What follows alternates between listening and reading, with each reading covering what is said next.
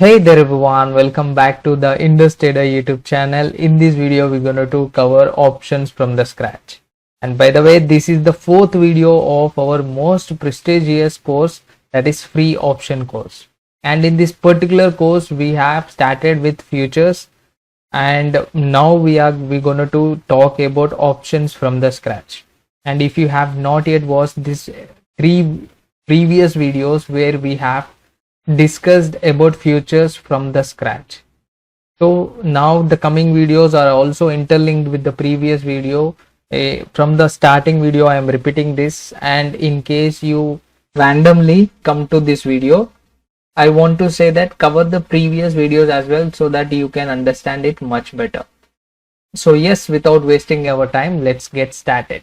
So yes, as beginners, when we are new to the options or like with derivative market, we get lot of doubts in our brain. Like when we are beginner, we used to also get lot of doubts.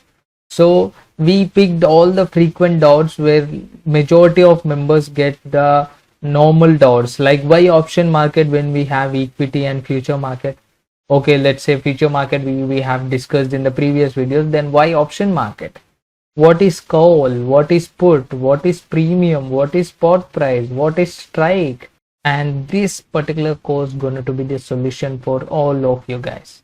And if you are doing trading in Nifty and Bank Nifty without knowing all these things, then you should be the first person to watch this entire series.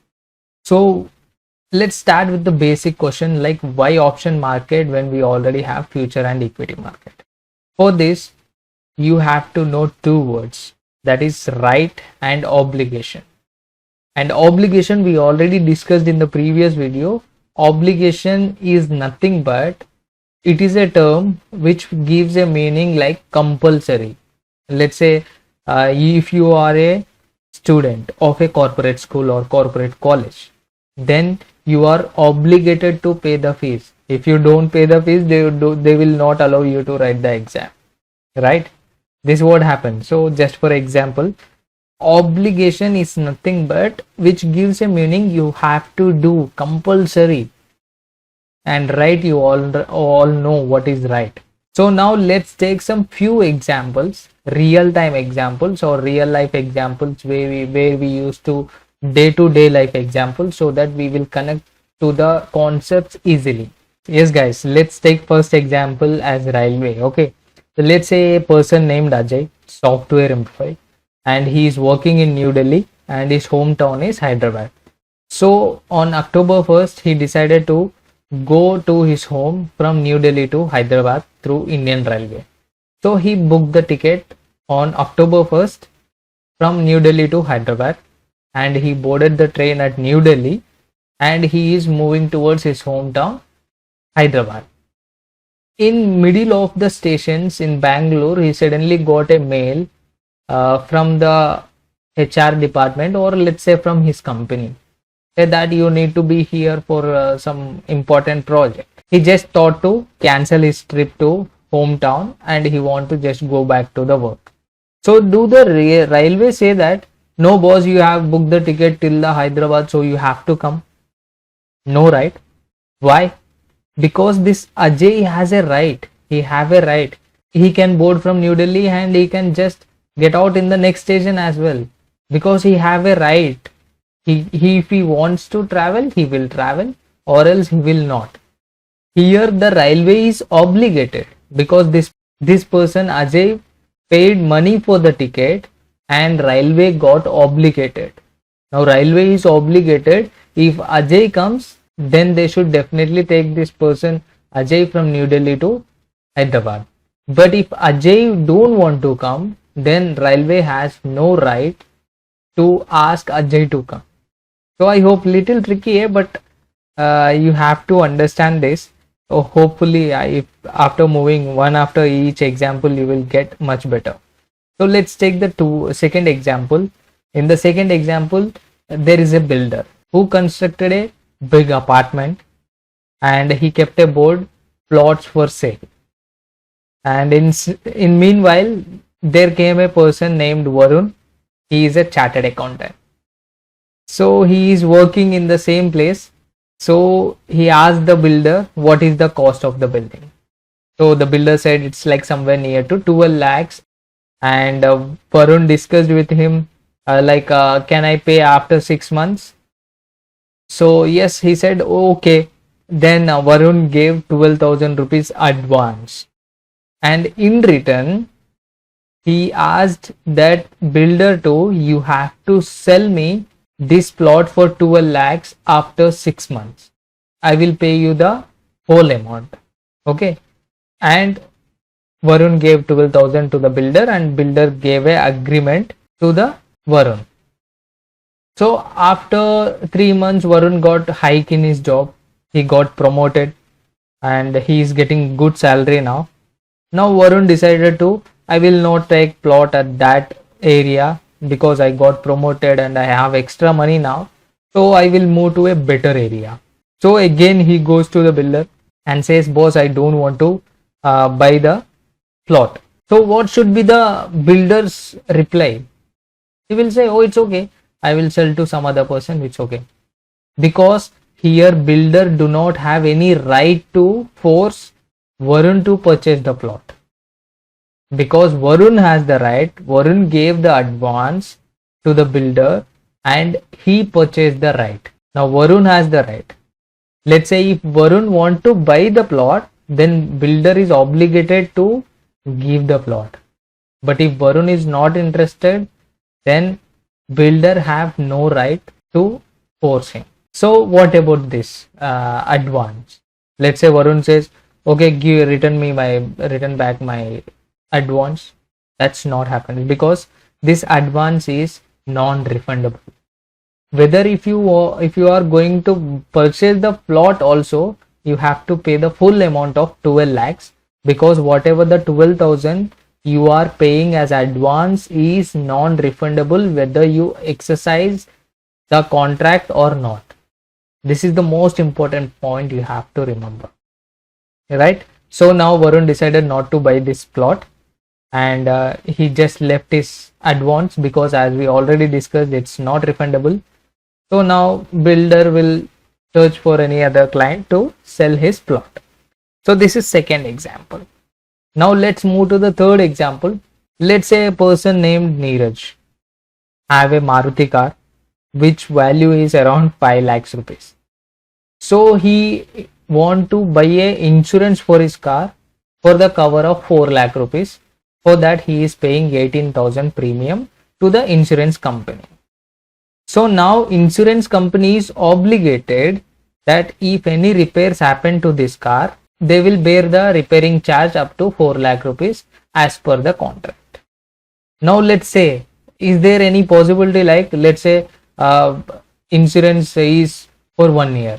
Let's say 21st September 2024 is the date, expiry date. So do the insurance company call to this person Neeraj and say, boss Neeraj, it's almost near to end your insurance. Make sure you make a accident to the car and bring so that we make you repairs. No. But in the other case, let's say if Neeraj met with a damage of the car and if he want to claim the insurance, then insurance company is obligated. It should make sure it will give the 4 lakhs cover because they are obligated. Hope you understand. If not, just watch the video again so that you will understand. So here, if you see the Indian Railways, and in the second example the builder, and in the third example insurance company, this all 3%, what is the common thing they have done? They have taken the premium. That means they have taken the advance. So they are obligated. So they are obligated to the persons who have given them advance. For example, in the first example, Ajay has paid the amount for the ticket and he purchased the right. And in the second example, Varun gave an advance to the builder and purchased a right. And in the third example, Neeraj paid amount for the premium of the insurance and he got a right. So in other case, if we say here Ajay, who bought a ticket holder, is an option buyer, And here Varun, who gave advance for the building, is also an option buyer. And Neeraj, who paid premium of 18,000 to the insurance company, is also an option buyer. And if you see here, Indian Railway is an option seller, and here builder is an option seller, and here insurance company is an option seller. And the traveling from New Delhi to Hyderabad is a contract, and purchasing a plot is a contract, and buying a insurance is also a contract here. So hope you understood what is right and what is obligation. If not, please rewatch the video, watch from the starting, so you will better understand. If you understand, you can move forward from here. Now let's see the definition of options. Options is a contract giving the buyer the right but not the obligation to buy or sell the underlying asset from or to the seller at a specific price on or before a certain date. Hopefully you should understand buyer, obligation, underlying asset, seller, specific price, certain date. Now here if you see, who are the contract buyers? Ajay, Varun, and as well as Neeraj. And who are obligated here? In the first example, Indian Railway, second example, builder, in third example, insurance company. To buy or sell the underlying asset from or to the seller at a specific price. What is specific price? There the railway ticket have a specific price, and builder Varun gave 12,000 rupees specific price. And if you see in the insurance, he paid a premium of 18,000, which is a specific price on or before a certain date. Everything have a certain date, right? October 1st in the first example, and after 6 months for the builders in the second example, and third examples you already know, many insurance company gives up to September 21st 2024 certain date at certain time they also mention. So that is certain down. I hope many of you have cleared these options now. So if you understand this, let's go. In options we have two types. One is call option and the other one is put option. Call option. Let me read this definition. Call option is a contract giving the buyer the right but not the obligation to buy the underlying asset from the seller at a specific price on or before a certain date. Call option is a contract giving the buyer the right but not the obligation. The one who are buying this call option have the right but not the obligation to buy the underlying asset from the seller. That means this particular contract buyer have a right but not the obligation to buy the contract from the seller at a specific price and specific date, as you all know. And if you understand, let's go to the put option. Put option is a contract giving the buyer the right but not the obligation to sell the underlying asset to the buyer at a specific price on or before a certain date. If you see the difference between the call option and put option, many of you might understand the call option, but put option it might be confusing for you. But let's see with the examples which we previously already discussed in the future basics. So let's go back to this farmer and wholesaler example so that we understand much better. So you forgot all about these options and everything. Now just focus on the story so that you understand much better. So what happened in the season 1? Farmer Raju came and he gave his 1000 kg rice to the wholesaler Satish, and he took 50,000 rupees. In the similar case like what we do in the equity market, we buy the shares, we give the amount to the seller, and we take the shares. So this is what happens, right? If you have shares, you will give shares to the buyer and you will take the amount. So this is what happens in the equity market. And after that, suddenly one day Raju went to the wholesaler and he saw the price chart and he scaled, like it's almost 40 rupees per kg now. So what happens? The price gets decreased. All this happened already in the previous videos we have just gone through all this example, so I am just explaining in the post forward. Okay, now what this farmer thought, let's make a contract so that I can make my hedging. So in the season 2, what the contract the both Satish and Raju did, or farmer or wholesaler, the contract is at the end of the expiry, that is December 15th, they will buy and sell 45 rupees per kg. That means Raju will sell the rice at 45 rupees per kg irrespective of the price, and Mr. Satish will buy the rice at 45 rupees per kg irrespective of the rate. So here, as we already discussed in the previous video, this is called future market, but there is a important catch you have to understand here. These both are obligated here. In the future market, buyer and seller are obligated, and one person will make a loss compulsory. Let's say rice became 10 rupees, then who will miss the profits and who will make the profits? If rice become 10 rupees, then farmer will make the profits and wholesaler will make a loss. And let's say rice became 80 rupees, then farmer will make a loss and wholesaler will make a profit. So in this case, in the future market, both are obligated. So if you are entering into the future contract, which sense you have to compulsory buy or sell according to your contract. If you are buying a contract, then you have to sell to the price which is mentioned in the contract. So this is happened in the season 2. Now let's say one day after completing the works, farmer thinking like this, why should I miss the profits? From now on, I should not miss the profits. If I am wrong, I should have protect my gains, and if I am right, I should get more gains. So he got an idea. So he thought, let's make a new contract and let's go to wholesaler Satish. So he went to meet Satish and he saw the price chart. In the price chart, again the rice is trading at 40 rupees per kg. So he thought, Mr. Satish, let's make a new contract this time. So Satish asked, what?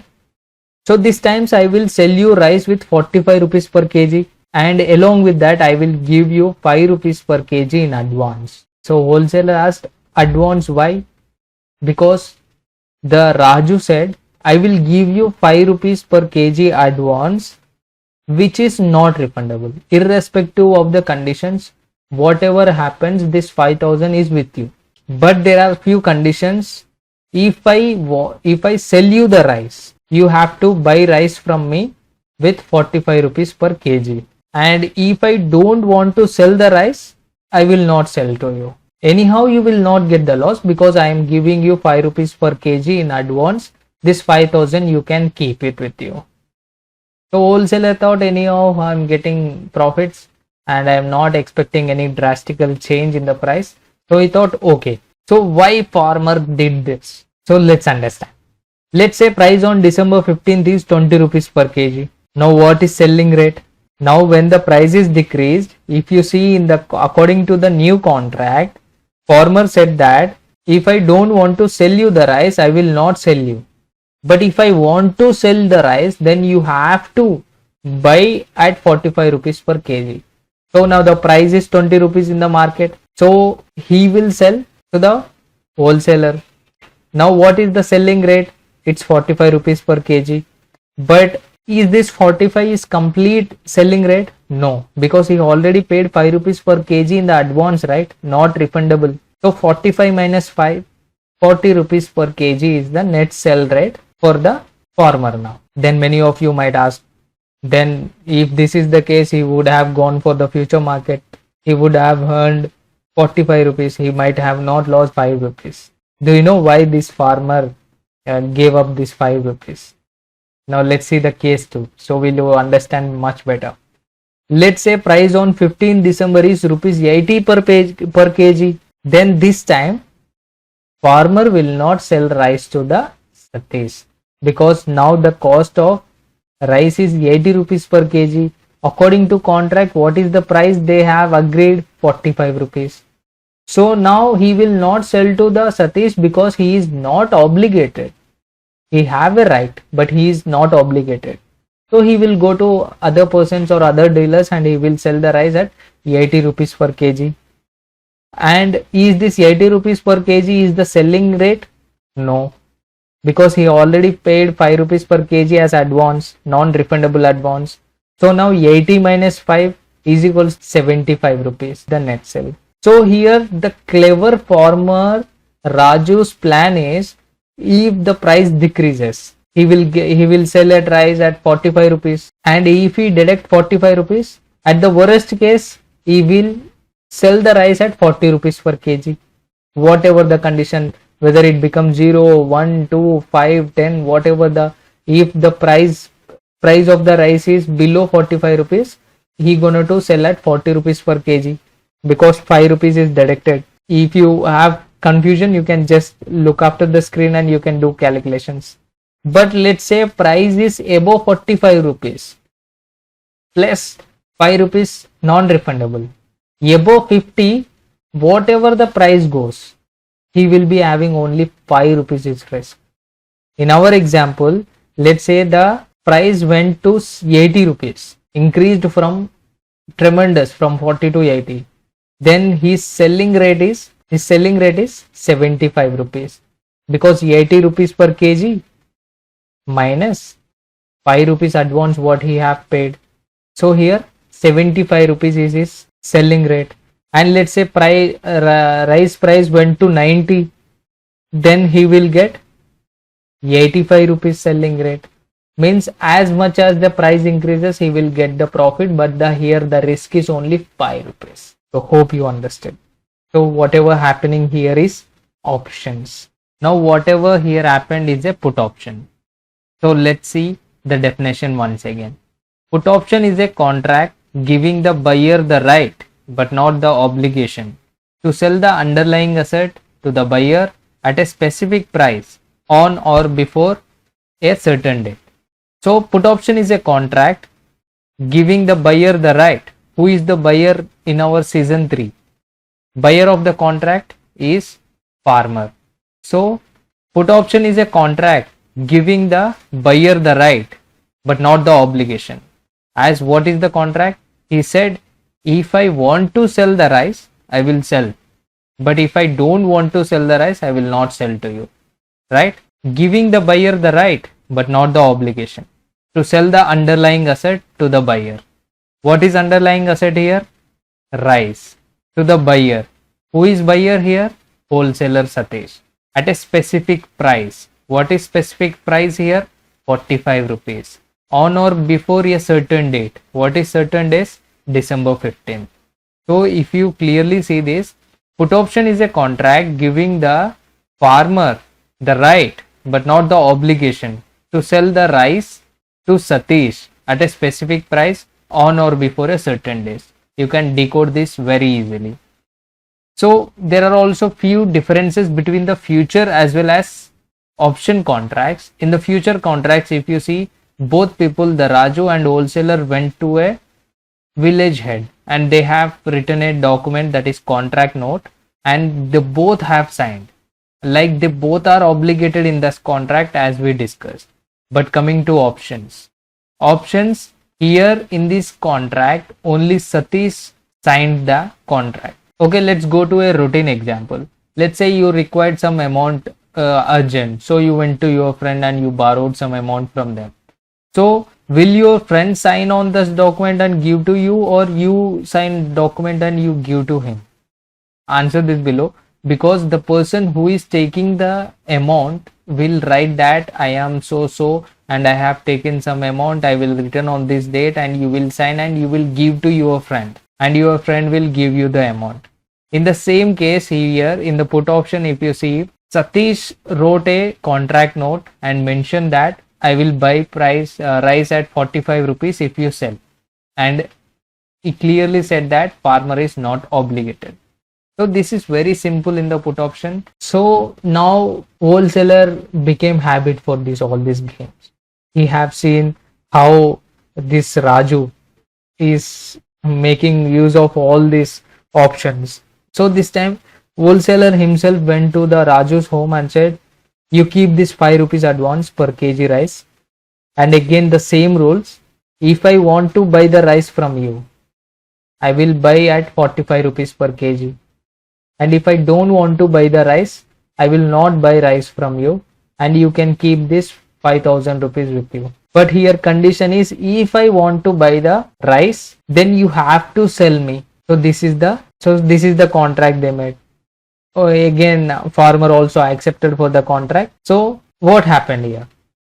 Let's say the price of rice became 20 rupees. So now, do the Satish buy the rice from farmer at the rate of 45? No, right?